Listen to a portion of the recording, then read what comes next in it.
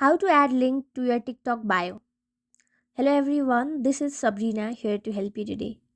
So without any further ado, let's get right into the video.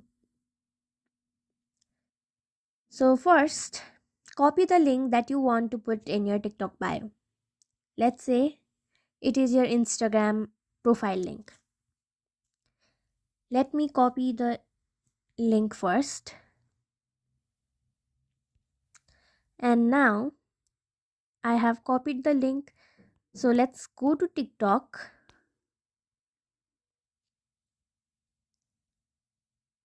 Tap on your profile icon from your bottom right corner. Then go to edit profile.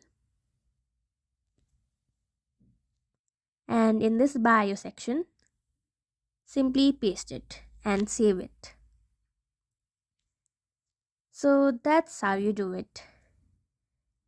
Thank you for watching this video. Make sure to like, share and subscribe to our YouTube channel. If you got any questions, comment them down and I'll catch you in the next one.